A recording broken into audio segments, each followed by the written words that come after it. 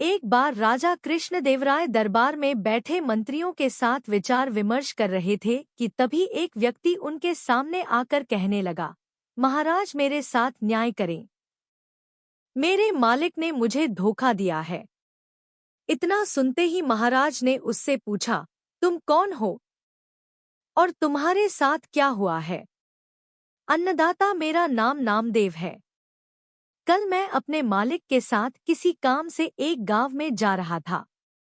गर्मी की वजह से चलते चलते हम थक गए और पास में स्थित एक मंदिर की छाया में बैठ गए। तभी मेरी नज़र एक लाल रंग की थैली पर पड़ी जो कि मंदिर के एक कोने में पड़ी हुई थी। मालिक की आज्ञा लेकर मैंने वो थैली उठा ली। उसे खोलने पर पता चला कि उसके अंदर बेर के आकार के 2 हीरे चमक रहे थे। हीरे मंदिर में पाए गए थे, इसलिए उन पर राज्य का अधिकार था। परंतु मेरे मालिक ने मुझसे ये बात किसी को भी बताने से मना कर दिया और कहा कि हम दोनों इसमें से एक एक हीरा रख लेंगे।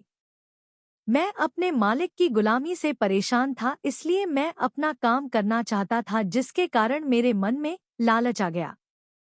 हवेली आते ही मालिक ने हीरे देने से साफ इनकार कर दिया।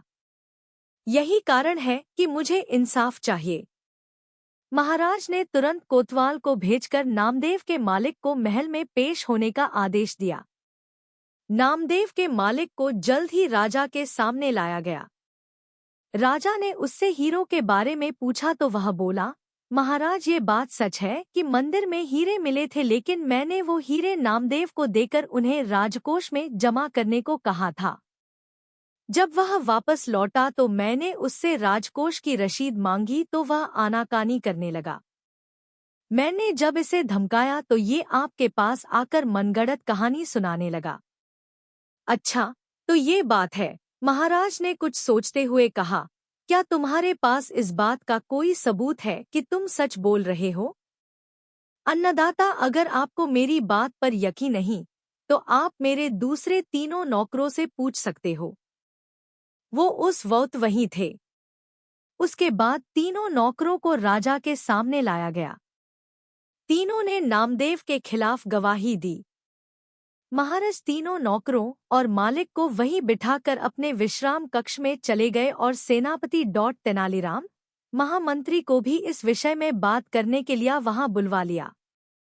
उनके पहुंचने पर महाराज ने महामंत्री से पूछा, आपको क्या लगता है, क्या नामदेव झूठ बोल रहा है? जी महाराज, नामदेव ही झूठा है।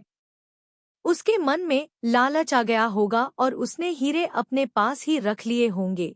सेनापति ने गवाहों को झूठा बताया। उसके हिसाब से नामदेव सच बोल रहा था।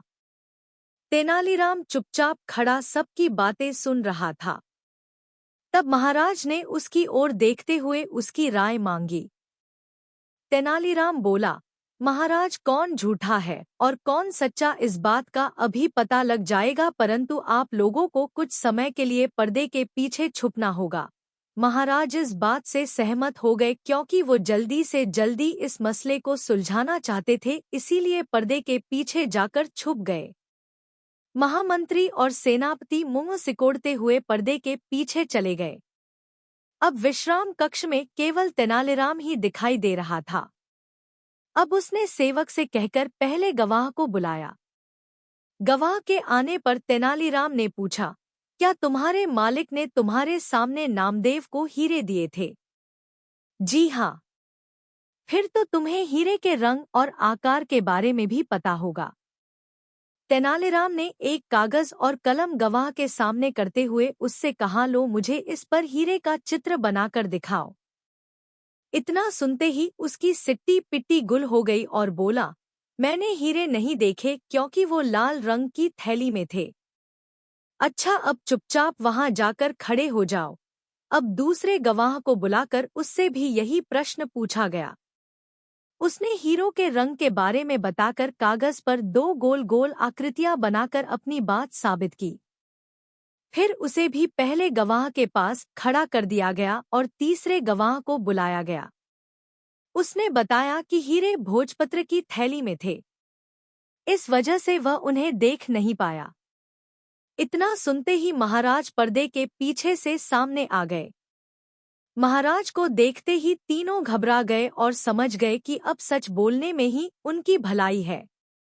तीनों महाराज के पैरों को पकड़कर माफी मांगने लगे और बोले, हमें झूठ बोलने के लिए हमारे मालिक ने धमकाया था और नौकरी से निकालने की धमकी दी थी, इसीलिए हमें झूठ बोलना पड़ा। महाराज ने तुरंत मालिक के घर की तलाशी के आदेश दे दिए। तलाशी लेने पर दोनों हीरे बरामद कर लिए गए।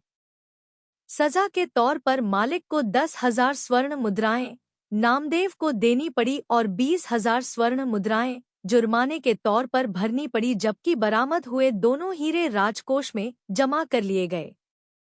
इस प्रकार तेनालीराम की मदद से महाराज ने